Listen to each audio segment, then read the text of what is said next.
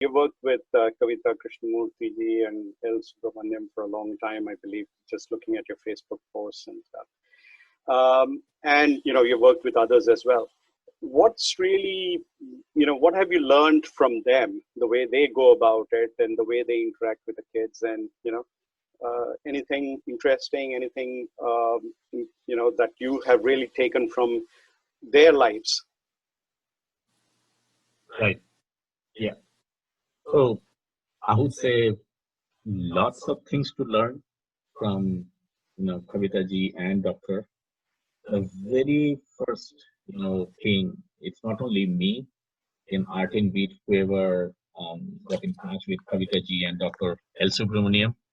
The first thing they say, so humble, so down to earth, Padma Shri, Padma Bhushan, and like in my childhood, I didn't know all these. So when we met Kavita ji, even like Art and Beat members, they met Kavita ji. He is kind of like motherly figure to us. Okay, see, let me tell you one small story. Like you'll love it. So Kavita ji came, and I was driving, as she was sitting beside me. I was bringing her to the hotel from airport, and I had Bluetooth in my ear. Okay. So after some time, Kavita ji said, Kaushik ji, this Bluetooth habit is really, really bad. Okay. If you really need to talk, use a headset. You don't believe that was the last time I used Bluetooth. Okay. So it's not about only music.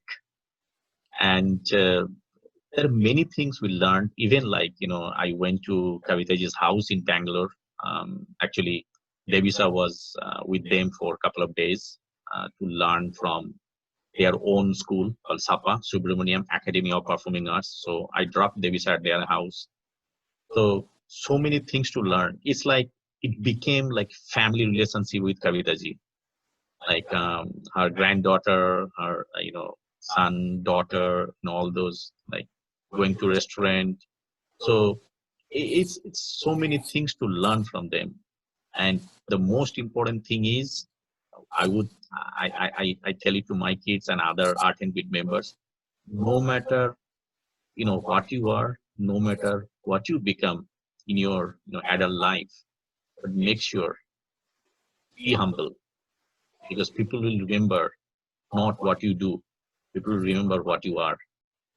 So that's what we learned from them, and there are many things we learned, and that is one of the most important aspects.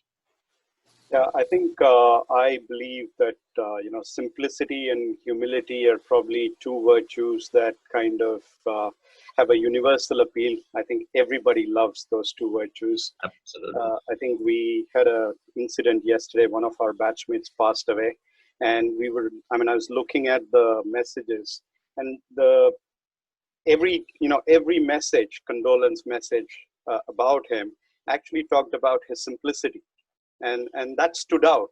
You say everybody's saying he was such a simple guy. He was such a simple guy, and that's what everyone loved about him. So I think Right. this humility and simplicity, I think, are probably the most universally liked attributes, I think. Um, Right. Now you've Absolutely. run these organizations for quite some time, I'm sure, and you've run large events as well. Um, did things ever go wrong anytime? Anything that wasn't supposed to happen happened, and you ran into a little bit of difficulty? Oh yeah, yeah, absolutely. Many times in every event, there is always Every event. surprise. Okay. There is And always surprise.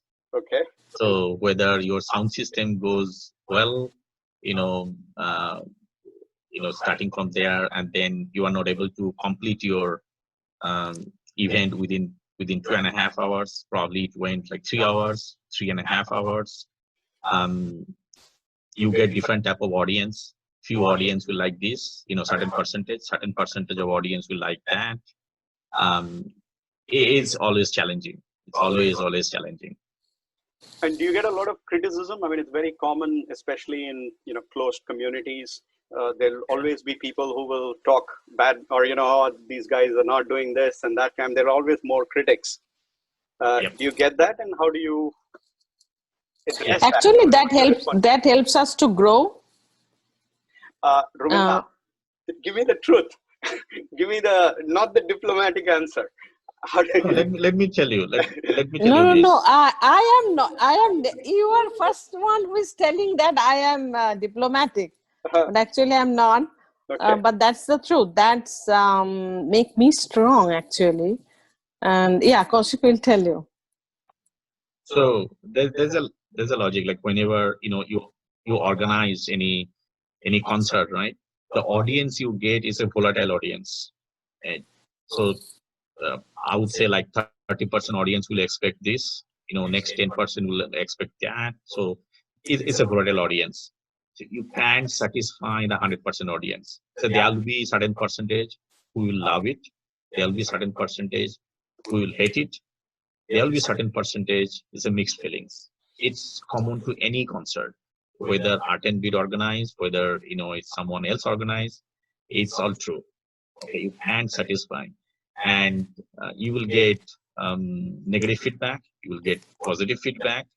Okay, so in negative feedback, basically you have to logically analyze that which one to take, which one to ignore, and in the positive feedback, you have to analyze also, you know, um, whether it was our expectation, our beyond expectation, or it's less than what we expected. So it's always volatile. Because on the face, people will give good feedback always on the face. But that is always good. That motivate us.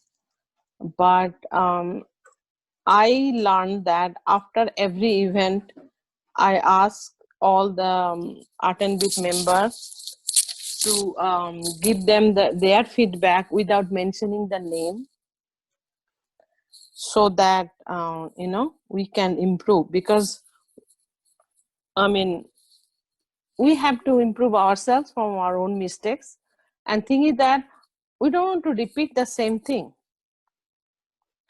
But still, every event we have lot of surprises, lot of backstage hiccups, and lot of stories. But I think it's a part now. It's become a parcel of the